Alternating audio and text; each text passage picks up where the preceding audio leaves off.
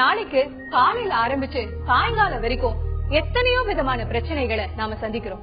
குழாயில தண்ணி வரலன்னு ஆரம்பிச்சு நம்மள தூங்க விடாத அளவுக்கு தனிப்பட்ட பிரச்சனைகள் வர. ஆனா இதையெல்லாம் மீறி சின்ன சின்ன விஷயங்களும் நம்மள சந்தோஷப்படுத்திட்டு தான் இருக்கு.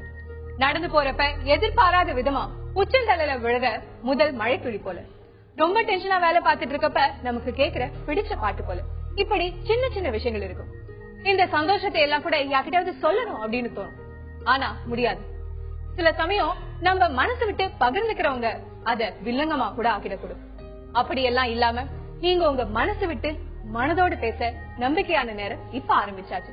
டயல் பண்ணுங்க 044 3042 7777 044 3063 2994.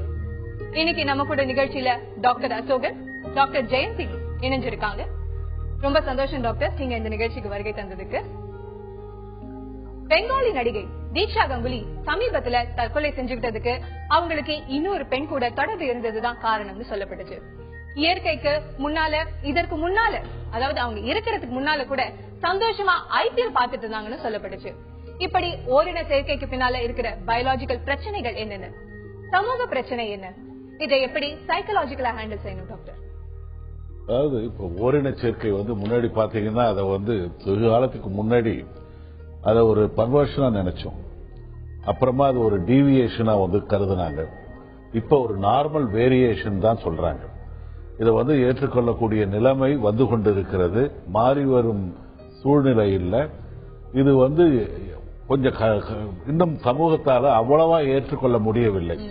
ஏற்றுக்கொள்ளப்படும் காலம் கண்டிப்பா வரும். ஏன்னா ஒரு மனிதனுடைய செக்ஷுவல் பிரிஃபரன்ஸ அவன் தீர்மானிக்கிறாங்க. இந்த ஓரின சேர்க்கையில பாத்தீங்கன்னா இந்த மாதிரி அவங்க தற்கொலை பண்ணிருக்காங்கன்னு பார்க்கும்பொழுது, ஒரு ஆணுக்கும் ஆணுக்கும் இருக்கிற ஓரின சேர்க்கை உறவோட ஒரு பெண்ணுக்கும் பெண்ணுக்கும் இருக்கிற ஓரின உறவு ரொம்ப ஸ்ட்ராங்லி பாண்டடா இருக்கு. அதிகமான ஒரு இமோஷனல் ரிலேஷன்ஷிப் இருக்கு. அதை பிரியும் பொழுது அவங்களுக்கு அதை தாங்கிக் கொள்ள முடிய வேண்டிய மனோபாவம் இல்லாம இருக்காங்க. ஒருவேளை அவங்களுக்கு வேற ஒரு காரணங்கள் ஏதாவது இருக்கலாம், மன ரீதியான காரணங்கள் இருக்கலாம். இதுல அவங்க உடங்கி போயிடுறாங்க. இதுதான் அதை தாங்கிக் கொள்ள முடியாத நிலைமையில இதுதான் வாழ்க்கையின் முடிவுன்ற மாதிரி இந்த மாதிரி ஒரு தற்கொலைக்கு பயணிக்கிறாங்க. ஓகே, நீங்க சொல்லுங்க டாக்டர் ஜெயந்தினி. இப்ப ஓரின சேர்க்கை அப்படின் பொழுது சமூகம் அவங்களை எப்படி பாக்குது, இப்ப எப்படி பாக்கணும் நீங்க சொல்லுவீங்க? சமூகம் எப்படி பாக்கணும்னா, டாக்டர் அசோகன் சொன்ன மாதிரி அவங்க எந்த விஷயத்திலயும் வித்தியாசமானவங்க இல்ல. அவங்களோட எதிர்பார்ப்பு, அவங்களோட செக்ஷுவல் டிசையர்ஸ் அந்த மாதிரி இருக்குது. சமூகம் அவங்கள எல்லாரையும் மாதிரியும் தான் பாக்கணும். ஆனா பாக்குறமாங்கிறது வேற கொஸ்டின். இப்ப வெளியில பேசுறவங்க கூட நான் பொலிட்டிக்கலி கரெக்டா பேசணும் அப்படின்னு சொல்லிட்டு நான் இதை வேற மாதிரி பார்க்க கூடாது, இவங்களும் நம்மள மாதிரி தான், அவங்களோட அந்த செக்ஷுவல் டிசையர் அப்படி இருக்குது, பாலின உணர்வு அப்படி இருக்குதுன்னு சொல்றோம். ஆனா அதே நம்ம வீட்டுல வந்தா ஒத்துப்போமாங்கிறது வேற விஷயம். இந்த ஹிப்போக்ரசி நிறையவே இருக்கு எல்லா விஷயத்திலயும். வெளியில 2 பேர் லவ் பண்ணி கல்யாணம் பண்ணிக்கிட்டா அக்செப்ட் பண்ணிப்போம். நம்ம வீட்டு பொண்ணு கல்யாணம் லவ் பண்ணி கல்யாணம் நம்ம போய் நடத்தி கூட வைப்போம். நம்ம வீட்டு பொண்ணு அதை லவ் பண்ணி கல்யாணம் பண்ணிக்கும் போது ஒத்துக்கிறோமா? இன்னும் நமக்கு பர்சனலா பார்த்தா சமுதாயத்துல ஒத்துக்கொள்ளணும், ஒத்துக்கொள்ளப்பட வேண்டிய ஒண்ணு. இந்த வெளியில பேசுறோம், மனசளவில உண்மையா ஒத்துக்கிறோமா அப்படிங்கிறது பெரிய கொஸ்டின் மார்க். ஆணுக்கும் ஆணுக்கும் இருக்கிற உறவை ஒத்துக்கிறவங்க கூட அவங்க வெளியில தைரியமா சொல்றாங்க. எத்தனை பேர் பெண்ணுக்கும் பெண்ணுக்கும் இருக்கிற உறவை சொல்ல முடியுது? அதுவும் இந்தியாவில் முக்கால்வாசி பாத்தீங்கன்னா வெளியில தெரியாது. தெரிஞ்சா அது ஒரு கேவலங்கிற நிலைமைக்கு போயிடும். வீட்டுல இருக்கிற அந்த உணர்வு போராட்டம் இருக்கு பாத்தீங்களா, இன்னும் ஜாஸ்தியா இருக்கும். இது தெரிஞ்சா நான் சூசைட் கமிட் பண்ணிப்பேன், அப்பா அம்மா பயமுறுத்துவான், அட்டெம்ப்டும் பண்ணலாம். ஓகே, சோ இப்படி இருக்கும் பொழுது இந்த உணர்வுகள் அவங்களுக்கு எந்த ஒரு காலகட்டத்தில இருந்து தெரிய வரும்? ஒரு லேடிக்கு அவங்க இன்னொரு லேடி கிட்ட தான் இருப்பு இருக்கு அப்படிங்கறது எந்த ஒரு கட்டத்துல உங்களுக்கு தெரிய வரும்? அப்படின்னு பார்த்தா நான் ரொம்ப ஏர்லியரா பார்த்தது ஒரு 15 வயசு 10th ஸ்டாண்டர்ட் படிச்சிட்டு இருந்த 2 பொண்ணுங்க. அதுதான் நான் ஃபர்ஸ்ட் பாக்குது. அதுக்கு குறைவா நான் இன்னும் பார்க்கல. அதுக்கு மேல நிறைய பார்த்திருக்கேன். வளர் இளம் பருவம்லயே அவங்களுக்கு அந்த உணர்ச்சி 15 வயசுல 10th ஸ்டாண்டர்ட் படிச்சிட்டு இருக்கும்போது அவங்க 2 பேரும் ரொம்ப இந்த ஓரின சேர்க்கையில் ஈடுபட்டு அதுல நிறைய பிரச்சனைகள் எல்லாம் ஆகி கடைசியா அது வேற மாதிரி செட்டில் ஆச்சு. எந்த வீட்லயும் அதை ஒத்துக்கல. பொண்ணோட ஒரு இவங்க வந்து அது ஒரு வழியா பிரிச்சு அந்த பொண்ணு கல்யாணம் ஆகி இன்னைக்கு குழந்தை எல்லாம் இருக்கு, அது வேற விஷயம். ஆனா அதுதான் நான் முதல்ல பார்த்தது. ஓகே, சோ இந்த ஒரு சம்பவத்தை பத்தியும் இது குறித்து பல விஷயங்களை பத்தி நம்ம பேசுறோம். இதை தொடர்ந்து ஜெனரலா பல விஷயங்களை பத்தி பேசணும் அப்படின்னா உங்ககிட்ட நிறைய பேர் வந்து ஆலோசனை கேட்கறது அப்படிங்கறது, உங்களுடைய கன்சல்டேஷன் வருது, பெரும்பாலும் எந்த மாதிரியான பிரச்சனைகளுக்கு டாக்டர்? பொதுவா பாத்தீங்கன்னா ஆக்சுவலா வந்து மன ரீதியான பிரச்சனைகள், மன வருத்தம் வந்து அதிகமா இருக்கு. மன வருத்தம் வந்து பாத்தீங்கன்னா ஒரு சமூக ரீதியா இல்ல குடும்ப ரீதியா அல்லது வந்து ரசாயன ரீதியா மாறுதல் வரும்பொழுது மன வருத்தம் இருக்கு. ரெண்டாவது, ஒரு அடலசன்ட் பீரியட்ல வளரிளம் பருவத்துல வந்து வரக்கூடிய மனச்சிதைவு நோய் இருக்கு. முன்பெல்லாம் வந்து பாத்தீங்கன்னா ஆரம்ப காலங்கள்ல வந்து வெறும் வந்து ஒரு இன்டர்பர்சனல் ப்ராப்ளம்ஸ் அந்த மாதிரி தான் வரும். அது மற்றதெல்லாம் வந்து கொஞ்சம் தயங்குவாங்க. ஒரு 20-25 வருஷத்துக்கு முன்னாடி வந்து சைக்கியாட்ரிஸ்ட கன்சல்ட் பண்றதுக்கே கொஞ்சம் யோசித்த காலங்கள். அப்புறமா கொஞ்சம் பாத்தீங்கன்னா மனநோய்கள் வந்தது. இப்ப வந்து செக்ஸ் பத்தியே பேச ஆரம்பிக்கிறாங்க. செக்ஸ் பிரச்சனைகளை, ஒரு கணவன் இருக்கிற பிரச்சனையை கணவனும் மனைவியும் வந்து, அல்லது மனைவி கிட்ட இருக்கிற பிரச்சனையை கணவனோட வந்து பேசுறாங்க. மாறுபட்ட செக்ஸ் நிலைமைகள் கூட சொல்றாங்க. அல்லது வந்து தங்களுக்கு இருக்கிற சாதாரண பிரச்சனைகள், அது ஒரு ஹியூமன் டெவலப்மெண்ட், மற்ற விஷயங்கள், எக்ஸாம் எழுதுறதுக்கு கூட இப்ப வராங்க. அதாவது வந்து நான் எக்ஸாம் எழுதுறேன், கொஞ்சம் நல்லபடியா எழுதணும், ஏதாவது எனக்கு வந்து நீங்க வந்து யோசனைகள் சொல்ல முடியுமான்னு எல்லாத்துக்குமே வராங்க. ஒரு குறிப்பிட்ட காரணம்னு இல்ல, பல்வேறு காரணங்களுக்காக இப்போ வந்து எல்லாருமே ஒரு சப்போர்ட்டுக்காக, மாரல் சப்போர்ட்டுக்காக நிறைய பேர் வராங்க. அண்ட் டாக்டர் ஜெயந்தினி, பொதுவாவே டென்ஷனோ இல்ல கோவமோ இது தணிக்கிறதுக்கு வெவ்வேறு விதமான முறைகளை நம்ம ட்ரை பண்ணலாம்னு சொல்லிருக்கோம். மியூசிக் இல்ல யோகா, இந்த மாதிரி ஆல்டர்னேட்டிவ்ஸ் சஜஸ்ட் பண்றீங்க. நீங்க பெரும்பாலும் கோவத்தை தணிக்கிறதுக்கு எந்த மாதிரியான ஆல்டர்னேட்டிவ் மெத்தட்ஸ் சஜஸ்ட் பண்ணுவீங்க? பொதுவா எந்த வயசுல கோவம் வருது? இப்ப நான் வந்து குழந்தைகள்ல இருந்து ஐ டெல் தெம் நான் ஊம் டு டூம் பாக்குறேன், வயதானவர்கள் வரைக்கும். எந்த வயதுல கோவம் வருது? கோவம் எல்லாருக்கும் வரும், உங்களுக்கும் வரும், எனக்கும் வரும். அது நார்மலா அப்நார்மலா? அதனால அவங்க பாதிக்கப்படுறாங்களா, மற்றவர்கள் பாதிக்கப்படுகிறார்களா? இந்த அளவுக்கு போயிட்டு குழந்தைகளுக்கு கோபம் நிறைய வந்தா ஸ்கூல்ல சொல்லிடுவாங்க, இல்ல பேரண்ட்ஸ் கூட்டிட்டு வந்துருவாங்க.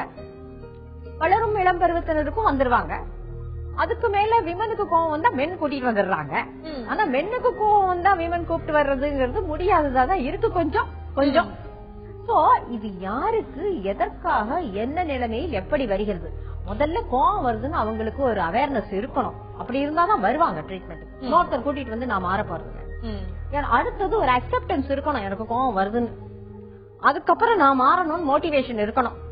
அதுக்கப்புறம் தான் நம்ம பார்க்க போறோம் எதனால கோவம் வருது, இதுக்கு மருந்துகள் அவசியமா, ஆரம்பத்து காலகட்டத்துல மருந்துகள் அவசியமா. கோபம் எத்தனையோ விஷயங்கள்ல வரலாம். ஆனா வியாதியினால கூட கோபம், அது ஃபர்ஸ்ட் கோபமா ஆரம்பிக்கலாம். டிப்ரெஷனா இருந்தா கூட ஒரு இரிட்டபிலிட்டியும் கோபமும் கத்தலும், 40 வயசுல நாய் குணங்கிற மாதிரி நம்மள எத்தனை பேரு பீரியட் சமயத்துல வள்ளுன்னு விழுந்துட்டு இருப்போம். இல்ல கால நேரத்து இயலாமையினால கத்துவோம். மாமியார் மேல இருக்கிற கோபத்தை வீட்டுல இருக்கிறவங்க மேல காமிப்போம். இதெல்லாத்தையும் பார்த்து எதுக்காக வருதுன்னு தானே அதுக்கப்புறம் கோபத்தை எப்படி கண்ட்ரோல் பண்ண போறதுன்னு பாக்குறோம். ஓகே, ஆல்டர்னேட்டிவ் மெத்தட்ஸ் என்னவா இருக்கும் பெரும்பாலும்? இன்னைக்கு பெரும்பாலும் நிறைய பேர் மருந்துகள் எடுத்துக்கொள்ள விரும்புறது இல்ல. சின்ன குழந்தைகளா இருந்தா ஆங்கர் கண்ட்ரோல் அதுக்கு மாடியூல்ஸ் இருக்கு, அதை யூஸ் பண்றோம். பெரியவங்களா இருந்தாக்கா மற்ற இதுல வந்து சிபிடின்னு இருக்கு, காக்னிட்டிவ் பிஹேவியர் தெரப்பி. நம்மளோட எண்ணங்கள் எப்படி இருக்கு, அது ஒன்ன எப்படி அணுகிறோம், எப்படி பார்க்கிறோம், அதனால அதை மாற்றிக்கொண்டால் பிஹேவியரையும் மாற்றிக்கொள்ள முடியும். காக்னிட்டிவ் நம்ம சிந்திப்பதை, நம்ம திங்க் பண்ணுவதை நம்ம எப்படி ரீஸ்ட்ரக்சர் பண்ணா பிஹேவியரை மாற்ற முடியும். இன்னும் சில மெத்தட்ஸ் இப்ப வந்துட்டு இருக்கு.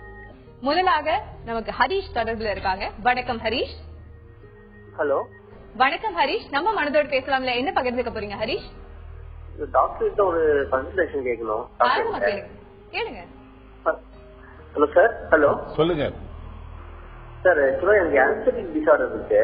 சரி, அது வந்து எப்படி சார் பர்மனெண்டா கியூர் ஆகுமா? டாக்டர் கேட்டா வந்து கியூர் ஆகலாம், இல்ல கொஞ்சம் மெடிக்கல் கண்டிஷன் எடுக்கிற மாதிரி வரும்னு சொல்றாங்க. சரி, எப்படி பர்மனெண்ட் சொல்யூஷன் இருக்கா இல்லையா அந்த ஆன்சைட்டி டிசார்டருக்கு? அதாவது ஆங்ஸைட்டின்றது பதட்டம்ங்க.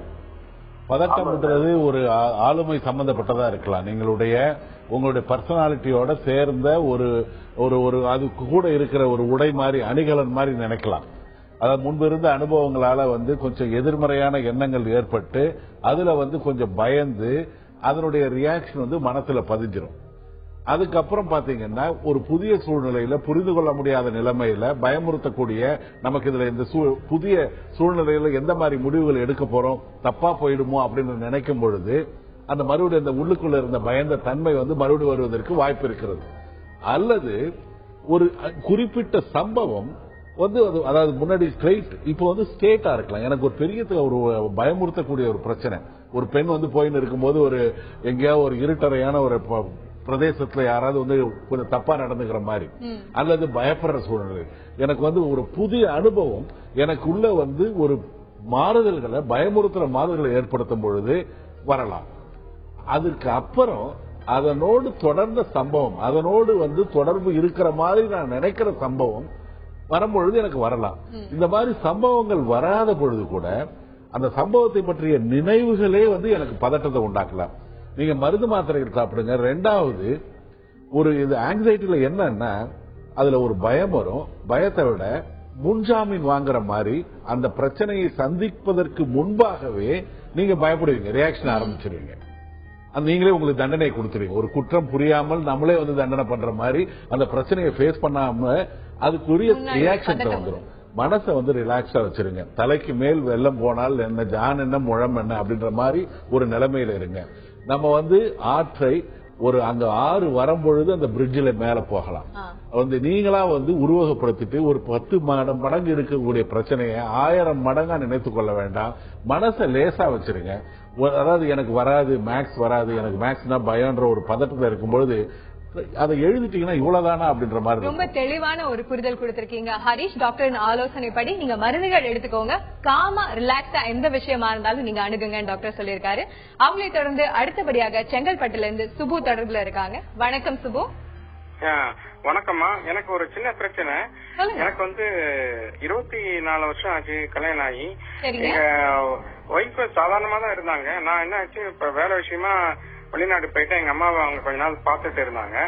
ஆனா என்ன ஆச்சுன்னா அவங்களுக்கு வந்து இப்ப கொஞ்ச நாள் ஒரு லாஸ்ட் ஒரு 3 வருஷமா அவங்களுக்கு வந்து அவங்க மத்தவங்க எல்லாம் இப்ப நெய்பர்ஸ் எல்லாம் வந்து நீங்க வந்து மாமியார் சரியா பாத்துக்கலாம் அப்படின்னு அவங்களே சொன்னாங்க. அவங்களும் கொஞ்சம் கேர்லெஸ்ஸா இருந்தாங்கிறது ஒன்னும் உண்மைதான். நிறைய அவங்கள்ட்ட பணம் காசு எல்லாத்தையும் ஃப்ரீயா விட்டுருந்தேன். இப்ப என்ன பிரச்சனைன்னு கேட்டீங்கன்னா அவங்களுக்கு லாஸ்ட் 3 இயர்ஸா ஒரு 4 வருஷம் கூட சொல்லலாம் அபரிவிதமா பணங்கள்லாம் பழக்க திடீர்னு தானே சிங்கிள் அக்கௌண்டா எல்லாத்தையும் அவங்க நான் அனுப்பிச்ச பணங்கள்லாம் என் பேர் கூட போடாம போட்டு சில சொத்தெல்லாம் கூட என் பேர்ல அவன் தம்பியில மாத்திட்டு என்ன வந்து சாமானெல்லாம் தூக்கி அடிச்சு கெட்ட வார்த்தை அவ்வளவு பேசுறாங்க. ஒரு சாதாரண குடும்ப பொண்ணு பேசுற மாதிரி இல்ல. இது வந்து ஒரு அபரிவிதமா இருக்கு. வீட்டுல பசங்களுக்கு எல்லாம் நிம்மதியே இல்ல.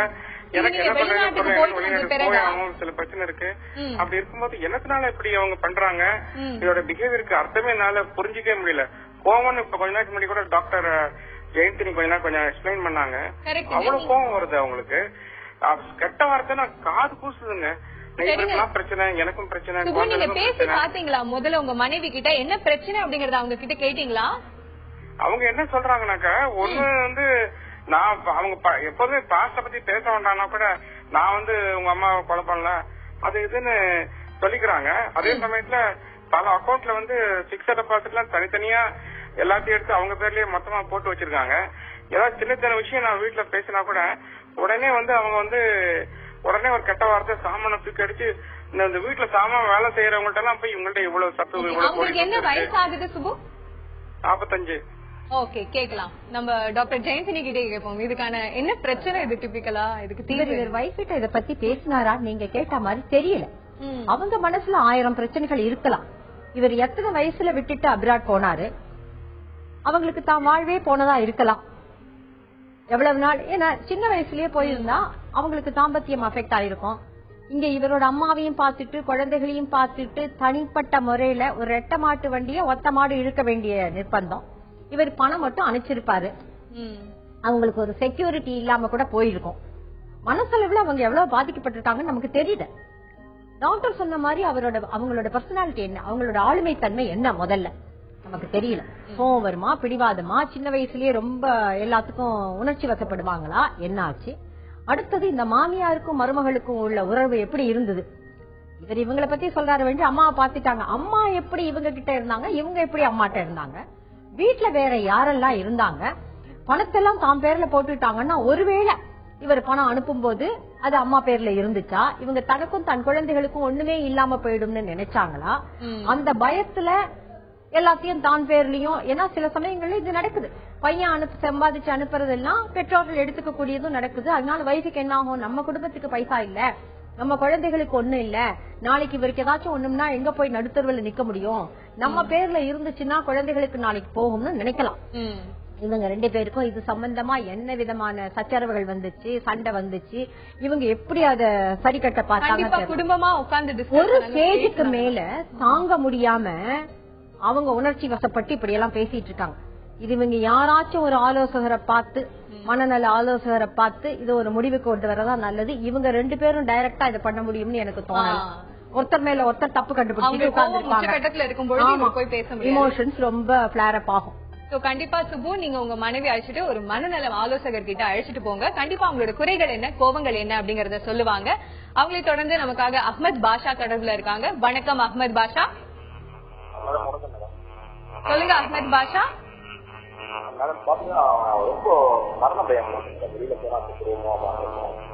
சொல்லுங்க, மரண பயம் இருக்குங்களா உங்களுக்கு?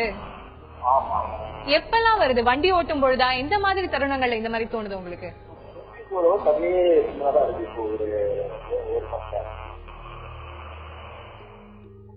உங்க இணைப்புல ஏதோ பிரச்சனை இருக்குன்னு நினைக்கிறேன். உங்களுடைய கேள்வி எங்களுக்கு தெளிவா புரிஞ்சது. இதை நம்ம டாக்டர் கிட்ட கேட்கலாம். இதுக்கு தீர்வு என்ன அப்படின்னு சொல்லுவாரு டாக்டர் அசோகன். இவங்களுக்கு வந்து மரண பயம் தொடர்ந்து இருந்துட்டே இருக்கு, எந்த விஷயம் பண்ணும்பொழுதும். மரண பயம்ன்றது பாத்தீங்கன்னா அதாவது ஒரு போபியான்னு கூட சொல்லலாம். அந்த போபியா வந்து கொஞ்சம் வந்து இன்டென்சிஃபை ஆகும்போது, ரொம்ப அக்யூட்டா வரும்போது ஒரு பேனிக் ஸ்பெல் மாதிரி கூட வரலாம். பொதுவா பாத்தீங்கன்னா நமக்குடைய நெருங்கிய உறவினர்களுக்கு ஏதாவது வந்து இறப்பு ஏற்பட்டிருக்கலாம், அல்லது அவருடைய வயது சம்பந்தப்பட்ட நண்பர்கள் யாராவது இறந்திருக்கலாம், அல்லது ஒரு எதிர்பாராத இறப்பை அவர் பார்க்க நேரிட்டிருக்கலாம். இப்போ ஒரு படம் பார்க்கும்பொழுது அந்த படத்தை நீங்க ரசிக்கிறீங்கன்னா அந்த படத்துல ஒன்றி இருப்பதால் தான் நீங்க ரசிக்க முடியுது. அது வந்து அதாவது ஒரு தாக்கம். நீங்க ரசிக்காம கூட சில விஷயங்கள் உங்களுக்கு வந்து சம்பந்தமில்லாத விஷயங்கள் கூட உங்க மனசை வந்து பாதிக்கலாம். நீங்களா போய் விரும்பி ரசிக்கிற விஷயங்கள் வந்து உங்க மனசை பாதிக்கிற மாதிரி நீங்க விரும்பாத விஷயங்கள் கூட அந்த அளவுக்கு இம்பாக்ட் பண்ணலாம். ஒரு ரோட்ல வந்து ஒரு ஆக்சிடென்ட் பார்க்கும்பொழுது அந்த ரோட கிராஸ் பண்றது, நமக்கு முன்னாடி இருக்கிறவர் வந்து கிராஸ் பண்ணும்போது அவர் வந்து ஆக்சிடென்ட்ல மாட்டிட்டாருன்னா நமக்கும் அந்த பயம் வரும். அந்த சூழ்நிலையில நம்ம இருத்தி பார்க்கும் பொழுது நமக்கு அந்த இது வரும். இது வந்து கிட்டத்தட்ட வந்து இந்த வந்ததுக்கு அப்புறம் நம்ம அதை வந்து திரும்ப திரும்ப நடக்கும் சம்பவங்கள், திரும்ப திரும்ப நமக்கு அதை நினைக்கிற நினைவுகள், இதெல்லாம் கண்டிஷன் பண்ணிடும். இந்த கண்டிஷன் பண்ணதால அந்த மாதிரி சூழ்நிலை இல்லாத பொழுது வெறும் எண்ணங்களிலேயே இந்த மரண பயம் வரும். வயசானவங்களுக்கு வரலாம், ஒரு உடல் ரீதியா வரலாம். எனக்கு வந்து ஹைப்பர் டென்ஷன் இருக்கு, ஹார்ட் அட்டாக் வந்திருக்கு, 2வது ஹார்ட் அட்டாக் வரும்போது நான் இறந்துடுவானோன்னு வரலாம். காரணமே இல்லாம கூட ஒரு மரண பயம் வரலாம். ஆங்ஸைட்டியுடைய கொஞ்சம் அதிகமான சொந்தக்காரர் தான், ஆங்ஸைட்டியோட சொந்தக்காரர் தான் இது. ஒண்ணு விட்ட சித்தப்பான்னு கூட நீங்க சொல்லலாம். மாத்திரைகள் சாப்பிடுங்க, ஒரு பதட்டம் தணிக்கிற, பயம் போக்குற ஒரு பிஹேவியர் மாடிஃபிகேஷன், ஒரு காக்னிட்டிவ் பிஹேவியர் தெரப்பியோ இல்ல ரிலாக்ஸேஷனோ அல்லது ஹிப்னோசிஸோ பண்ணீங்கன்னா நிச்சயமா இதுல இருந்து வெளியில வருவதற்கு சாத்தியக்கூறுகள். திருச்சியில இருந்து நந்தகுமார் தொடர்புல இருக்காங்க. வணக்கம் நந்தகுமார். சொல்லுங்க நந்தகுமார், நம்ம மனதோடு பேசலாம்ல, என்ன பகிர்ந்துக்க போறீங்க? ஆக்சுவலி எனக்கு ஒரு 15 இயர்ஸா வந்து ஒரு சின்ன ப்ராப்ளம் இருக்கு. என்ன ப்ராப்ளம் சொல்லுங்க, தயங்கமே இல்லாம சொல்லுங்க. இல்ல, நைட்டு தூங்கும் போது ஒரு நிம்மதியான தூக்கம் கிடையாது, ஏதாவது மைண்ட்ல ஓடிக்கிட்டே இருக்கு. நைட்டு பக்கம் எந்திரிச்சு உட்கார்ந்தா கூட அது ஒரு மாதிரி ஃபீலா இருக்கு, ரொம்ப கஷ்டமா இருக்கு. நிம்மதியான தூக்கம் கிடையாது, காலங்கத்துல ரொம்ப நேரம் தூக்கம், என்ன மாதிரி ப்ராப்ளம் இருக்கு. கனவுகள் வந்து டிஸ்டர்ப் பண்ணுதா? ஏன் நந்தகுமார், ஹலோ, கனவுகள் நிறைய வந்து டிஸ்டர்ப் பண்ணுதா? எதனால உங்களால தூங்க முடியல? தெரியல, அதாவது ஏதாவது ஒண்ணு மைண்ட்ல ஓடிக்கிட்டே இருக்கு. தூங்கினா நிம்மதியான தூக்கம் கிடையாது, மைண்ட்ல ஓடிக்கிட்டே இருக்கு. ஓகே, நம்ம டாக்டர் கிட்ட இதுக்கு தீர்வு என்னன்னு கேட்போம். டாக்டர் ஜெயந்தினி, எதனால நந்தகுமாரால நிம்மதியா தூங்க முடியல? தூக்கமின்மை 5 வருஷமா இருக்குன்னு சொல்றாரு. அப்ப இது ஒரு கிரானிக் ஆயிடுச்சு. அதுக்கு முன்னால இவர் நல்லா தூங்கினாரா தெரியாது. ஏதா இருந்தாலும் 5 வருஷமா ஏதோ நிறைய சிந்திக்கிறார். எப்ப நிறைய சிந்திப்போம்? நிறைய நம்ம பிரச்சனைகள் இருந்தது, ஸ்ட்ரெஸ்ட் அவுட்டா இருந்தோம், இல்ல ரொம்ப ஆங்ஷியஸா இருந்தோம். நம்ம ஒன்னும் ஆசைப்பட்டு சிந்திக்கிறது இல்ல. யாரும் வந்து நான் கஷ்டப்படணும், நான் விரும்பத்தகாத சிந்தனைகள்லாம் வரணும், இல்ல இத நம்ம விலை கொடுத்து வாங்குவோம் இல்ல, நம்மள மீறிதான் அன்வான்ட் அன்பிளசன்ட் தாட்ஸ் நம்ம மனசுக்குள்ள வருது. அது பகல் நேரத்திலயும் இவர் நிறைய சிந்திச்சுட்டு இருப்பாரு. சிந்தனைகளின் தாக்கம் ராத்திரி தூக்கத்திலையும் கட்டாயமா வரும். தூங்குறோம் நினைக்கிறோம் வேண்டி டீப் ஸ்லீப் இருக்காது, ஆழ்ந்த உறக்கம் இருக்காது. உடம்பு வேணா தூங்கிட்டு இருக்கோம், மனசு தூங்கல, அந்த சிந்தனைகள் பாட்டுக்கும் ஓடிக்கிட்டே இருக்கும். டீப் ஸ்லீப் இல்லாததுனால காலையில ஒரு ஃப்ரெஷ்ஷா இருக்க முடியாது, டயர்டா இருக்கும். இதையே வேற தூக்கம் வரலையேன்னு வேற நினைச்சிட்டு இருப்பாரு. இவர் என்ன வேலை செய்யறாருன்னு தெரியாது. பகல்ல நடக்கிற பிரேக் டவுன் எல்லாம் ராத்திரி தூக்கத்துலதான் ரிப்பேர் ஒர்க் நடக்கணும். அதுவும் இல்ல, ஆக மொத்தம் இவரே கிளியரா சொல்லிட்டாரு, நான் ரொம்ப சிந்தனை பண்றேன். சிந்தனைகள் வந்துச்சுன்னா அதை நினைச்சு நெகட்டிவ் தாட்ஸ் இருந்தா நெகட்டிவ் ஃபீலிங்ஸ் வரும், நெகட்டிவ் ஃபீலிங்ஸ் வந்துச்சுன்னா நெகட்டிவ் சிம்டம்ஸ் வரும். அப்படிதான் இந்த சிம்டம் தூக்கம் கெட்டு போகுது. எதனால அப்படி இல்ல, எதனால இந்த நெகட்டிவ் தாட்ஸ் இருக்குன்னு ஃபர்ஸ்ட் தெரியணும். அந்த நெகட்டிவ் தாட்ஸ் போனாதானே நெகட்டிவ் ஃபீலிங்ஸ் போகும், அது போனாதானே இந்த சிம்டம் போகும். அதுக்கு ரூட் காச கண்டுபிடிக்கணும் இல்லையா? அவரே சொல்லிட்டாருல்ல, இவர் என்னத்தை பத்தி சிந்திக்கிறாரு, என்ன மாதிரி சிந்திக்கிறாரு, அதை எப்படி மாற்ற முடியும். இப்ப டாக்டர் சொன்னார்ல காக்னிட்டிவ் பிஹேவியர் தெரபின்னு, இவரோட சிந்தனைகள் இப்படி இருந்தா அதை எப்படி மாற்றலாம், அந்த காக்னிட்டிவ் ரீஸ்ட்ரக்சரிங் எப்படி பண்ணலாம்னு இவர் தெரிஞ்சுக்கணும். வெறும் தூக்க மருந்து போட்டு தூக்கம் வர போறது இல்ல.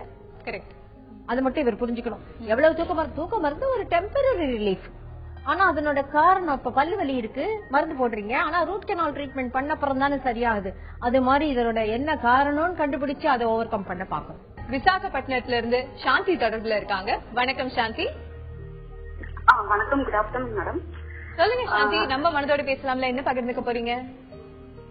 எனக்கு மேரேஜ் ஆகி 3 years ஆகுது. சரிங்க. பிஃபோர் மேரேஜ் எனக்கு ஒரு லவ் அஃபேர் இருந்தது. அது என்னுடைய ஹஸ்பண்டுக்கு மேரேஜ்க்கு முன்னாடியே தெரியும். அவரு என்கிட்ட கேட்டப்போ நான் அக்செப்ட் பண்ணி மேரேஜ் நடந்துச்சு நல்லபடியா. இப்ப என்னன்னா, எனக்கும் என் மாமியாருக்கோ இல்ல அவங்க ஃபேமிலி மெம்பர்ஸ்க்கும் எனக்கும் ஏதாவது ஒரு ப்ராப்ளம் அப்படின்னா அவர் யாருக்கும் சப்போர்ட் பண்ண மாட்டாரு. நான் ஏதாவது கேட்டா நீ என்னை பத்தி நான் ஃபாஸ்ட் லைஃப் பத்தி பேசுறாரு, அதை வந்து யாருக்கையாவது சொல்லிடுவாங்கோ அப்படின்னு பயத்துல சூசைட் அட்டெம்ப்ட் வருது மேடம்.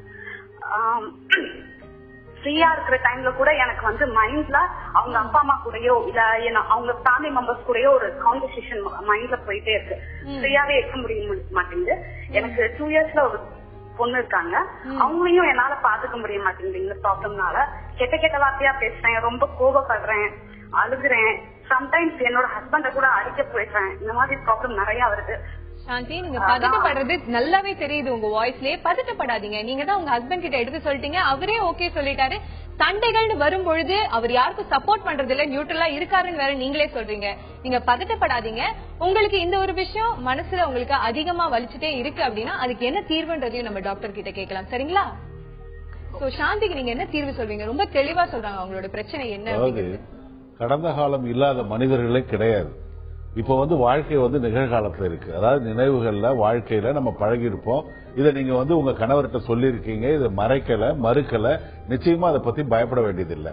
ஒரு கணவனுக்கும் மனைவிக்கும் நடக்கிற சண்டையில என்னன்னா, எப்படியாவது காயப்படுத்தணும்ன்ற ஒரு காரணத்துல எதை சொன்னா இவனை வீழ்த்தலாம். அதாவது பாரதத்துல வந்து ஒவ்வொருத்தரும் கடைசியா வந்து இந்த அம்பை எடுத்து விடு, இந்த இடத்துல அவன் விழுந்துருவான்னு கிருஷ்ண பரமாத்மா சொல்ற மாதிரி இந்த வார்த்தையை சொன்னா, இந்த சம்பவத்தை சொன்னா காயப்பட்டுருவாங்க, அதுக்கு மேல பேச மாட்டாங்க. அந்த சண்டையில அந்த ஈகோல வெற்றி பெறணும்ன்றதால அல்லது ஒரு அசிங்கமா பேசுறது, தப்பா பேசுறது, இல்ல சந்தேகத்தின் எல்லைக்கு போறது. நீங்க வந்து இதுக்காக பயப்பட வேண்டியது இல்லை.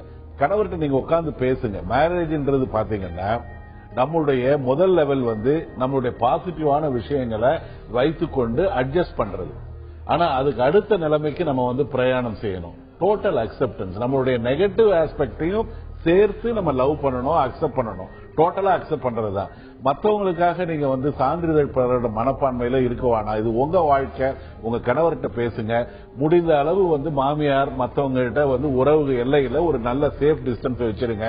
வீட்டுக்காரர்கிட்ட ஒரு நண்பனை போல் ஒரு நல்ல மூட்ல இருக்கும் போது எடுத்து சொல்லுங்க. இத வந்து இது எனக்கு சென்சிட்டிவ் இஷ்யூ. கணவனா இருந்தாலும் மனைவியா இருந்தாலும் மகனா இருந்தாலும் ஒரு பர்சனல் ஸ்பேஸ்ல இது எனக்கு பிடிக்காத விஷயம், இதை பேசாதீங்க, நான் வருத்தப்படுறதுக்கு வாய்ப்புகள் இருக்குன்றத சொல்லுங்க. பேசி தீர்த்து கொள்ள வேண்டிய விஷயம் தான் இது. பயப்பட வேண்டியது இல்லம்மா. இது சாந்திக்கு ரொம்ப நல்ல தன்னம்பிக்கை கொடுத்திருக்கோம் அப்படின்னு நினைக்கிறேன். அவங்களை தொடர்ந்து அடுத்தபடியாக சேலம்ல இருந்து வடிவேலு தொடர்புல இருக்காங்க. வணக்கம் வடிவேலு. Hello madam. சொல்லுங்க வடிவேலு, நம்ம மனதோடு பேசலாம்ல, என்ன பகிர்ந்துக்க போறீங்க? மேடம் பொதுவா வந்து பாத்தீங்கன்னா நம்ம நம்பர் சேவ் பண்ண வந்த நம்பர்ல இருந்து வர நம்பரு, அதாவது நம்ம வெளிப்பட்ட மனிதர்கள் ஏதாவது போனா கூட அவங்க வந்து ஒரு பதட்டமா இருக்குது. இவங்க என்ன பண்ணுவாங்க இது அப்படின்னு ஒரு பதட்டமா வச்சுக்கலாம். அப்படிங்களா? சரி, நம்ம இதுக்கு தீர்வு என்ன அப்படிங்கறத டாக்டர் கிட்டே கேட்டு தெரிஞ்சுப்போம். உங்களோட பிரச்சனை என்ன அப்படிங்கறது தெளிவா டாக்டர் ஜெயந்தினி கிட்ட சொன்னாங்க. வந்து நம்ப முடியல, யாரையும் வெளியே நம்ப முடியல, யாரையும் ட்ரஸ்ட் பண்ண முடியல. இவருக்கு இந்த நம்பிக்கையின்மை வருவதற்கு காரணம் சின்ன வயசுல ஏதாவது நடந்திருக்கலாம், இல்ல அதற்கப்புறமும் நடந்திருக்கலாம். அதனால மக்கள் மேலேயே நம்பிக்கை இல்லாமல் போயிருக்கும். நிறைய தடவை இவர் நம்பி ஏமாந்திருக்கலாம், இல்ல நம்பிக்கை துரோகங்கள் நடந்திருக்கலாம், இல்ல வீட்டுல இருக்கிறவங்க யாராச்சும் சின்ன வயசுல இது நம்பாத, இவங்களை நம்பாத, அவங்களை நம்பாதேன்னு சொல்லி இருக்கலாம். இல்ல வீட்டுல இருக்கிறவங்களோட பிஹேவியரை பார்த்து மாறி இருக்கலாம், நமக்கு தெரியாது. சின்ன வயசுல நடந்த சம்பவங்கள், இவர் அனுபவித்தவை, மற்றவர்கள் சொல்லியவை எல்லாத்தையும் சேர்த்து மனசுல. ஆனா இவருக்கே தெரியுது, நம்ப முடியல. அவருக்கு புரியுது நம்ப கூடாதுன்னு இல்ல, நம்ப முடியல. அதுதான் எப்ப அது தெரியுதோ அப்பவே அடுத்த ஸ்டெப்புக்கு அவர் போயிடலாம். இது எப்படி தன்னை மாற்றிக்கொள்ள வேண்டும் தான் அவர் கத்துக்கணும். அவரால் இதை தன்னால கத்துக்க முடியும்னு எனக்கு தோணல. ஒரு மனநல ஆலோசகரை பார்த்து அவங்க கிட்ட பேசினா இவரோட பிரச்சனை என்ன, அதன் தாக்கம் என்ன, இவர் எப்படி தன்னை மாற்றிக்கொண்டால், எப்படி நினைப்பதை மாற்றிக்கொண்டால் இவர் பெட்டரா இருக்க முடியும்னு கட்டாயம் எடுத்து சொல்லுவாங்க. கண்டிப்பா கண்டிப்பா. சோ வடிவேலு, நீங்க டாக்டர் சொன்ன மாதிரி கண்டிப்பா ஒரு மனநல ஆலோசகரை போய் பாருங்க. நம்ம இப்போ ஜெனரலா பல விஷயங்களை பத்தி டிஸ்கஸ் பண்ணிட்டு இருக்கும்போது, குழந்தைகள் அப்படின்னும் பொழுது அவங்களுக்கு பெரிதா மனதளவுல பாதிக்கும் அப்படின்றது படிப்பு சார்ந்த விஷயங்கள். ஒரு 3rd ஸ்டாண்டர்ட் ஜாயின் பண்ணும்போது புதுசா நிறைய சப்ஜெக்ட் வரும், சயின்ஸ், சோசியல், இல்ல பயாலஜி அப்படின்ற பிரிவுகளும் வரும். இதெல்லாம் பார்க்கும்பொழுது அவங்களுக்கு ஒரு பயம் ஏற்பட்டு அந்த சப்ஜெக்டை படிக்க மாட்டேன் அப்படின்ற சொல்ற அளவுக்கு, இல்ல ஸ்கூலுக்கு போக மாட்டேன் சொல்ற அளவுக்கு கூட அந்த பயம் தீவிரமாகலாம். சோ இதுக்கு அவங்களுக்கு எப்படி தீர்வு காண முடியும், இல்ல அந்த பயந்த நிலையில இருக்க குழந்தைக்கு எப்படி ஆறுதல் சொல்லி மறுபடியும் படிக்க வைக்க முடியும்? அதாவது ஒரு குழந்தைகள் உலகத்துல நீங்க வந்து பிரவேசிக்க விரும்புனீங்கன்னா நீங்க பொம்மையா மாறணும். நீங்க பொம்மைகளாக மாறினாதான் அந்த குழந்தைகளுடைய உலகத்துல நீங்க பிரவேசிக்க முடியும். ஒரு விளையாட்டு சாமான் வாங்கும் பொழுது ஒரு அப்பா என்ன பண்ணுவார், தனக்கு என்ன பிடிச்சிருக்கோ அந்த பொம்மையை தான் வாங்குவார். நாள் ஃபுல்லா இருக்கணும், அடுத்த தலைமுறைக்கும் வரணும், உடையக்கூடாதுன்னா இரும்பு தான் வாங்க முடியும். அந்த குழந்தைக்கு என்ன பிடிக்குதுன்னு பாருங்க. அதாவது பாடம் சொல்லி கொடுக்கறது கூட ஒரு ஆசிரியர், நல்ல ஆசிரியர் வந்து தனக்கு தெரிந்த ஞானத்தை எல்லாம் வந்து இங்க கொட்டி தீக்கணும்னு ஒண்ணு இல்ல. குழந்தையோட கண்ணோட்டத்துல அது புரிந்து கொள்ளக்கூடிய மாதிரி ஒரு எளிதா அது வந்து சின்ன சின்ன கதைகள் மூலமா ஃபர்ஸ்ட் அந்த சிச்சுவேஷனை கொஞ்சம் இம்ப்ரெசிவா இருக்கணும். நீங்க வந்து you must draw the attention. அந்த அட்டென்ஷன் இல்லாம நம்ம ஏதாவது இது பண்ணணும்னு வச்சுங்க, அது வந்து வேலைக்கு இறைத்த நீர் தான். அந்த குழந்தையுடைய மனோபாவம், அதனுடைய எதிர்பார்ப்பு, எப்படி அது புரிந்து கொள்ளுகிற தன்மை ஒரு தடவை சொன்னா முடியுமா, இல்ல கதைகள் மூலமா சொல்ல முடியுமா, அல்லது ஒன்றோடு ஒன்று இணைத்து தொடர்பு நிலை ஏற்படுத்தி அதனுடைய உலகத்துல அதனுடைய வாழ்க்கையில் இருக்கிற சாதாரண விஷயங்களை, ஒரு சாதாரணமா பாத்தீங்கன்னா ஒரு காஸ்மிக் விஷயத்தை போயிட்டு ரொம்ப பிசிக்ஸ போய் கண்ணாபின்னு சொல்ல முடியாது. இதோ இருக்குமா, நிலா இருக்கு அப்படின்னு சொல்லிட்டு அதனுடைய உலகத்துல இருந்து விஷயங்களை ஆரம்பித்து ஒரு இன்ட்ரெஸ்டிங்கா சொல்லி கொடுத்தீங்கன்னா, நீங்க பாடம் கற்றுக் கொடுப்பது கூட நீங்க ஒரு குழந்தையா இருந்து நீங்க என்ன எதிர்பார்க்கிறீங்களோ அந்த நிலைமையில கற்றுக் கொடுத்தீங்கன்னா இது எளிதான ஒரு பிரச்சனை, பயமும் போகும். இப்போ அடுத்தபடியாக கோவையில இருந்து ரங்கசாமி தொடர்புல இருக்காங்க. வணக்கம் ரங்கசாமி. வணக்கம். சொல்லுங்க ரங்கசாமி, நம்ம மனதோடு பேசலாம்ல, என்ன பகிர்ந்துக்க போறீங்க? டாக்டர் பேசுங்க மேடம். தாராளமா பேசுங்க. ஓகே டாக்டர், நான் ரங்கசாமிங்க. ஹலோ, சொல்லுங்க. தெளிவா கேக்குது, டாக்டர்ஸும் கேட்டுட்டு இருக்காங்க. உங்களுக்கு என்ன பிரச்சனை, உங்க மனசுல என்ன இருக்குன்னு சொல்லுங்க. எனக்கு அடிக்கடி தலைவலி வந்துட்டே இருக்குதுங்க. சரிங்க. இப்போ எனக்கு அடிக்கடி தலைவலி வந்துருக்கு, நைட்டு தூங்க முடியது இல்லைங்க. அந்த நைட்ல தூங்கும்போது ஏதோ ஒரு நிமிஷம் ரிப்பீட்டடா வந்துட்டே இருக்கு வெடி வரைக்கும். எவ்வளவு வருஷமா வெடி வரைக்கும் அந்த ரிப்பீட்டடா உள்ள கனவு மாதிரி வந்து ஒரு இதுவா இருக்கு, தலைவலி அதிகமாயிட்டே இருக்குதுங்க. அப்படிங்களா? எவ்வளவு வருஷமா இருக்கு உங்களுக்கு இந்த மாதிரி? கிட்டத்தட்ட ஒரு 6 மாசமா இருக்குங்க இந்த மாதிரி அதிகமா. சரிங்க, இதுக்கு தீர்வு என்ன அப்படிங்கறத நம்ம டாக்டர் கிட்டே கேட்கலாம். சரிங்களா? சரி. டாக்டர் ஜெயந்தினி, இவங்களுக்கும் ஸ்லீப்லெஸ்னஸ் தான் ஒரு ப்ராப்ளம் இருக்கு. ஸ்லீப்லெஸ்னஸ் தலைவலினால தூக்கம் இல்லையா? ஆனா இவர் சொல்றது பார்த்தா 6 மாசமா தலைவலி இருக்கு, கிரானிக் ஹெட்டேக்கா இருக்கு. வேற ஏதானும் மூளை சம்பந்தப்பட்ட காரணமாக இருந்தால் 6 மாசம் இப்படியே இருக்க சான்ஸ் இல்ல. அவருக்கு ஒரு வாந்தியோ இல்ல வேற சில சிம்டங்களோ வந்திருக்கும். நிச்சயமா டாக்டரை பார்த்திருப்பாரு. அவங்க டெஸ்ட் பண்ணி என்னன்னு சொல்லியிருப்பாங்க. அதனால இது ஒரு டென்ஷன் ஹெடேக்கா இருக்கலாம். தினம் இருக்கிறது. என்ன விஷயத்தை பத்தி இவர் ரொம்ப யோசனை பண்ணி கவலைப்பட்டு இருக்காரு. ஆங்ஷியஸ் பர்சனாக இருக்கலாம், டிப்ரெஸ்டாக இருக்கலாம். ஆங்ஸைட்டில தலைவலி வரும், டென்ஷன் ஹெடேக் வரும். இது என்ன ஆகும்? தலைவலி, அது என்ன காரணம்னு தெரியலன்னு இன்னும் டென்ஷன் ஆவாரு. பற்றாக்குறைக்கு தூக்கமும் இல்ல. நீங்க நம்ம முன்ன சொன்ன மாதிரி அடுத்த நாள் ஃப்ரெஷ்ஷா இருக்க முடியாது. ஐயோ இன்னைக்கும் தூக்கம் வராதோ, இன்னைக்கும் தலைவலி வருமோ, இன்னும் கொஞ்சம் தலைவலி ஜாஸ்தி ஆகும். இப்படியே இது சுத்தி சுத்தி வந்துட்டு இருக்கும். இப்ப இவருக்கு எதனால தலைவலி வருதுன்னு ஃபர்ஸ்ட் கண்டுபிடிக்கணும். தலைவலி கொஞ்சம் பெட்டர் ஆயிடுச்சுனாலே தூங்கிடுவாரு.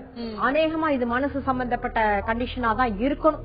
ஆங்ஸைட்டி சம்பந்தப்பட்ட கண்டிஷனா தான் இருக்கணும். ஒரு நல்ல மனநல மருத்துவரை பார்த்து இது என்னன்னு தெளிவுபடுத்திக்கிறது நல்லது. இவர் இது வரைக்கும் ஒன்னும் டெஸ்ட் பண்ணிக்கல, வர மோசமாகுது, வேற ஏதாச்சும் உடல் சம்பந்தப்பட்ட வியாதிகள் இருந்தா அதை முதல்ல மாற்ற பார்க்கணும். இருக்கலாம், வேற சில கண்டிஷன்ஸும் இருக்கலாம். ஆனா 6 மாசம் இப்படியே இருக்கிறதுனால மோஸ்ட் ப்ராபபிலி மனநலம் சம்பந்தப்பட்டதா தான் இருக்கணும். ரங்கசாமி, கண்டிப்பா நீங்க டாக்டர் சொன்ன மாதிரி ஒரு மனநல மருத்துவரை போய் பாருங்க. சீக்கிரத்துல உங்களுக்கு குணமடையும். அடுத்தபடியாக நமக்காக தேனியில இருந்து சரவணகுமார் தொடர்புல இருக்காங்க. வணக்கம் சரவணகுமார். வணக்கம் மேடம். சொல்லுங்க சரவணகுமார், நம்ம மனதோடு பேசலாம்ல, என்ன பகிர்ந்துக்க போறீங்க? வணக்கம் மேடம். சொல்லுங்க சரவணகுமார். வணக்கம். வணக்கம். நல்லா இருக்கீங்க? நல்லா இருக்கேன் சார். இப்போ எனக்கு என்ன பிரச்சனைனா, இப்ப எங்க அப்பா அம்மா என்னை ரொம்ப கஷ்டப்பட்டு வளர்த்தாங்க. பேசிக்கா அவங்க ப்ராப்பர்ட்டி எல்லாம் இருந்தா கூட அவங்க ரொம்ப ஹார்ட் ஒர்க் பண்ணி, நான் எங்க வீட்டுல 4வது பையன், கடைசி பையன். எனக்கு முன்னாடி அண்ணன் 2 அக்கா இருக்காங்க. ஹலோ, கேக்குறேன். அப்படி இருக்கும்போது என்னை கஷ்டப்பட்டு எல்லாருமே கஷ்டப்பட்டு வளர்த்தாங்க. இப்போ எல்லாம் செட்டில் ஆகி நல்லா வலுவா இருக்காங்க. ஆனா மற்ற சகோதரிகளோட அவங்க சேர்ந்துட்டு நான் கல்யாணம் முடிச்சு ஒரு 10-20 நாள் என்னை வெளியில அனுப்பிட்டாங்க. பட் நான் ஒரு மெடிக்கல் ஃபீல்ட்ல இருந்த பொண்ணுதான் கல்யாணம் பண்ணிருக்கேன். அரேஞ்ச்டு மேரேஜ் தான். எனக்கு ஒரு பையன் இருக்கான் சார். ஃபர்ஸ்ட் எய்ட் எடுக்க போறான் ஜூன்ல. இந்த சமயத்துல எங்க அப்பா அம்மா அவங்க கலெக்டிவிட்ட மாதிரி இப்ப எங்க அப்பா அம்மா கஷ்டப்படுறாங்க. என்னால அதை பார்க்க முடியாது, கஷ்டமா இருக்கு. பணம் இல்லாம இல்ல, உங்களுக்கு ஒரு அன்பு கிடைக்கல. அதே நேரத்துல நான் தவிக்கிறேன். இப்ப எங்க அப்பா அம்மாவுக்கு பண்றதா இந்த வயசு குழந்தைக்கு ரொம்ப ஒரு இரிட்டேட்டா இருக்கு. ஆனா எனக்கு அவங்க நிறைய துரோகம் தான் பண்ணிருக்காங்க. பட் நம்ம எத்தனை வாட்டி பேசினா கூட அவங்களுக்கு புரியவும் மாட்டேங்குது. இந்த கண்டிஷன் நான் வெளியில வந்தேன் சார். ஆனா இதுக்கான எனக்கு என்ன கிடைக்குன்னா, கடந்த காலத்துல எங்க அப்பா அம்மா அவங்களுக்கு வயசானவங்களை விட்டு கொடுக்கவும் முடியல. சேம் டைம் எனக்கு அடுத்த ஜெனரேஷன் என் பையன், அவனையும் நம்ம பார்க்கணும். இப்ப யாருக்கு சார் பண்றது புரியல. தனி அப்பாயின்மெண்ட் கேட்டா கூட சரவணகுமார், நான் புரிஞ்சுக்கிறது என்னன்னா, உங்க அப்பா அம்மாவை உங்களுடைய சகோதரர்களும் சகோதரிகளும் சரியா பார்க்கல, நீங்க பாக்குறீங்க. கொஞ்சம் உங்களுடைய பொருளாதார நிலைமை சிரமமா இருக்கு. அதே சமயத்துல அப்பா அம்மாவையும் பார்க்கணும், உங்களுடைய குழந்தையும் பார்க்கணும். ஒரு கஷ்டமான ஒரு இருதலை கொல்லி எறும்பு நிலைமையில நீங்க இருக்கிறீங்க. அதானே? ஆமே ரைட். அதாவது வாழ்க்கையுடைய என்னன்னா, இப்ப இருக்கிற உலகம் ரொம்ப சுயநலமா இருக்கு. நம்மை சுமந்தவர்களை சுமைகளா நினைக்கிற நிலைமை பல இளைஞர்களுக்கு இருக்கு. அதாவது அப்பா அம்மாவால ஏதாவது பலன் இருக்கா, அவங்க மூலமா சொத்து கிடைக்குமா, அல்லது நம்மளுடைய குழந்தையை பார்ப்பதற்கு அம்மா வருவாங்களா அமெரிக்காவுக்கு, அல்லது அப்பாவால கூட பெரிய பலன் இல்லை. எதிர்பார்க்கிற உலகமா இருக்கு இன்றைய இளைஞருடைய உலகம். அதுவும் நான் அதான் சொல்லுவேன், பெற்றோர்கள் தன்னுடைய சொத்தை பிரிக்கவே கூடாது. அவங்களுடைய காலத்துக்கு அப்புறம் தான் குழந்தைங்களுக்கு பிரிக்கணும். 2வது, அவங்க பார்க்காததால நீங்க பார்க்க வேண்டிய சூழ்நிலையில் இருக்கிறீங்க. உங்களுடைய பொருளாதார நிலைமை சிரமமா இருக்கு.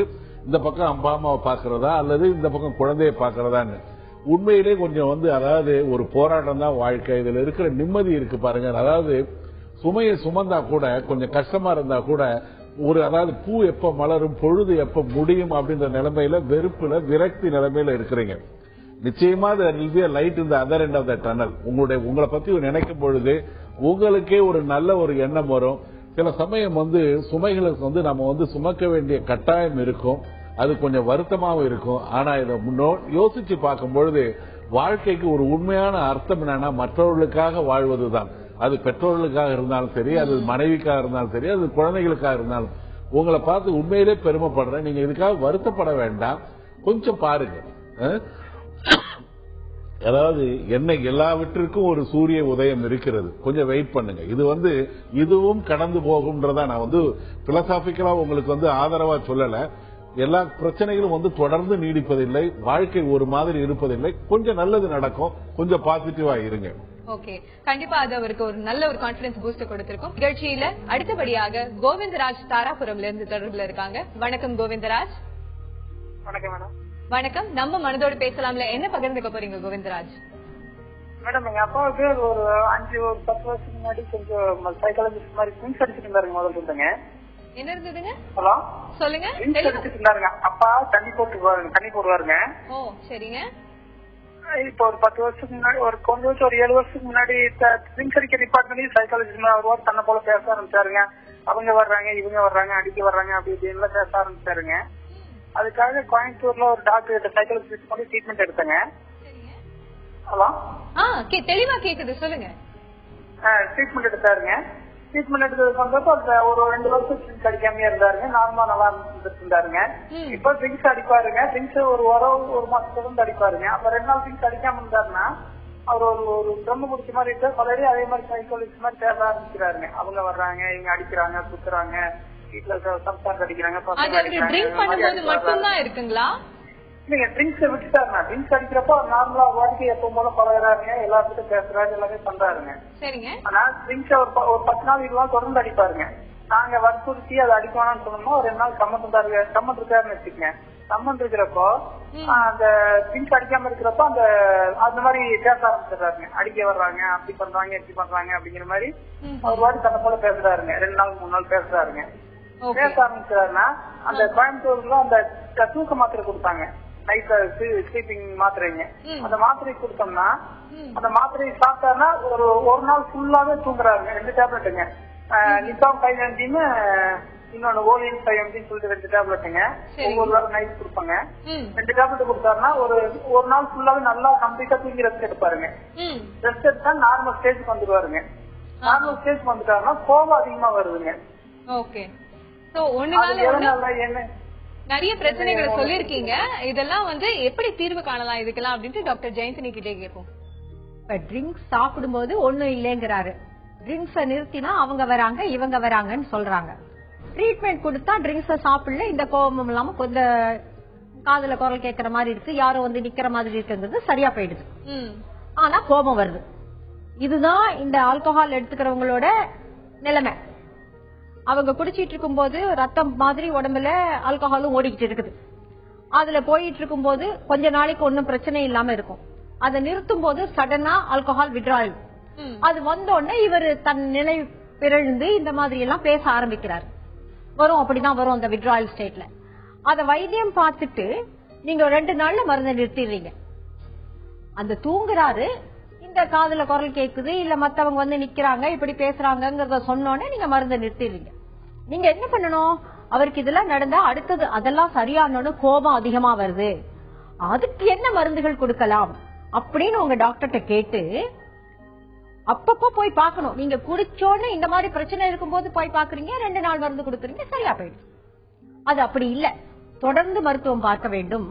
இவர் குடிக்காமல் இருப்பது எப்படி என்று பார்க்க வேண்டும். 4 நாள் குடிச்சிட்டு 10 நாள் குடிக்கல, 4 நாள் குடிச்சிட்டு திரும்ப திரும்ப இதே பிரச்சனை வரப்போது. இவர் வயசானவரா கூட இருக்கலாம், இவருக்கு வேற சில பிரச்சனைகள் இருக்கலாம், பிபி இருக்கலாம், சுகர் இருக்கலாம். இந்த ஆல்கஹால்னால குடிக்கிறதுனால அந்த பிரச்சனைகள் ஜாஸ்தியாகலாம், அதெல்லாம் ஒரு பக்கம் இருக்கு. அதனால தொடர்ந்து மருத்துவம் பார்த்துக் கொள்ள வேண்டியது அவசியம்.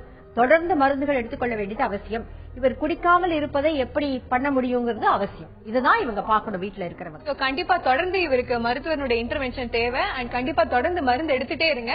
நீங்க இங்க தெளிவா சொன்ன மாதிரி உங்க டாக்டர் கிட்டயும் எடுத்துட்டு போயிட்டு ஒரு சில காலத்துக்கு அவருக்கு மருந்துகள் அடியிலே அவர் இருக்கிறது ரொம்ப நல்லது. குடிப்பழக்கத்தை முதலே நிறுத்தி ஆகணும்னு சொல்லியிருக்காங்க. அடுத்தபடியாக சென்னையில இருந்து சிந்து தொடர்புல இருக்காங்க. வணக்கம் சிந்து. ஹலோ, வணக்கம். வணக்கம் சிந்து, சொல்லுங்க. நம்ம மனத்தோடு பேசலாம்ல, என்ன பகிர்ந்துக்க போறீங்கம்மா? எனக்கு 2 ப்ராப்ளம் இருக்கு. என்னன்னா, என் ஹஸ்பண்டுக்கு முதல்ல லாக் பண்ணாங்க கல்யாணத்துக்கு முன்னாடி, என்கிட்ட சொல்லிட்டாங்க எல்லாமே. எனக்கு அது பாஸ்டா இருந்ததுனால ஓகே.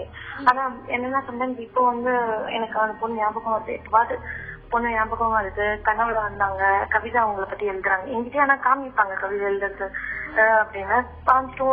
ஏன் ஒரு மாதிரி இருக்க கேட்பாங்க, நான் அதுக்கான ரியாக்ட் பண்ண மாட்டேன். ஆனா நான் அவங்களை சரியா பாத்துக்காததுனால ஒருவேளை அவங்களுக்கு அவங்க ஞாபகம் வந்தாங்க எனக்கு தெரியணும். இன்னொன்னு என்ன, எனக்கு 2 மாசத்துல ஒரு பெண் குழந்தை இப்ப பிறந்தது. எல்லாரும் மனசுலயும் எப்படி இருக்குன்னா அவ பொண்ணு அப்படின்னு நினைச்சு எல்லாரும் இது பண்றாங்க. யாரும் வாய்ப்பு சொல்லல, ஆனாலும் எனக்கு அது ரொம்ப ஹர்ட் பண்ணுது. என்னால அது தாங்க முடியல. எனக்கு இன்னொரு குழந்தை ஹலோ சொல்லுங்க சிந்து. எனக்கு இன்னொரு குழந்தைக்கு பெண் குழந்தை பிறந்தாலும் என்னால அதை ஏத்துக்க முடியும். ஆனா அவங்களால ஏத்துக்க முடியல. ஏன்னா அவங்களோட அப்பா சின்ன வயசுல இறந்துட்டாங்க. அவங்களுக்கு என்ன நினைப்புனா அவரே திருப்பி பிறப்பாரு அப்படின்ற மாதிரி அவங்க ஃபீல் பண்றாங்க. எனக்கு அது எப்படி அவங்களுக்கு புரிய வைக்கிறது, இல்ல நான் எப்படி புரிஞ்சுக்கிறது, எனக்கு அது புரியல. ஓகேமா, நீங்க குழப்பத்துல இருக்கீங்க. உங்களுடைய மன குழப்பமும் அழுத்தமும் நல்லா தெரியுதுமா உங்க குரலே. கவலைப்படாதீங்க, எல்லா பிரச்சனைகளுக்குமே தீர்வு இருக்கு. இதுக்கு என்ன அப்படிங்கறத நம்ம டாக்டர் கிட்டே கேட்டு தெரிஞ்சுக்கோங்க. ரெண்டாவது கேள்வி என்ன? இவங்களுக்கு வந்து குழந்தை இருக்கு. சொல்லுங்க சிந்து. என்னோட அவங்க பெண் குழந்தையா பிறந்ததுனால சில பேரோட மனசு அவ பொண்ணு நிறைய செலவு பண்ணணும், அவங்க செலவா இருப்பாங்க அப்படின்றதான் யோசிக்கிறாங்க. என்னால அவளை அப்படி பார்க்க முடியல. எனக்கு அவ ஸ்பெஷலா தெரியல, ஆனா மத்தவங்களுக்கு அப்படி தெரியல. அதுதான் இன்னொரு குழந்தை வந்து அவங்க ஆண் குழந்தையா தான் இருக்கணும் அப்படின்னு நினைக்கிறாங்க. குழந்தைக்காக நிறைய செலவு பண்றாங்க, ரொம்ப ஸ்பெஷலா அவங்க நினைக்கிறாங்க அந்த குழந்தைய. மத்தவங்க வந்து இவங்க வீண் செலவு பண்றதா நினைச்சிட்டு இல்ல. அப்படி இல்ல, அந்த நீங்க தப்பா புரிஞ்சுக்கிட்டீங்க. பெண் குழந்தை பிறந்ததுனால அவங்க செலவா இருப்பாங்க, அவங்களுக்கு வந்து டவுரிஸ் கொடுக்கணும், நம்ம ஸ்பெண்ட் பண்ற மாதிரி இருக்கணும்ன்ற மாதிரி அவங்க யோசிக்கிறாங்க. எனக்கு அவ ஸ்பெஷலா இருந்தாலும் இன்னொரு குழந்தை அவங்க ஆண் குழந்தை அப்படின்ற மாதிரி ஃபீல் பண்றாங்க.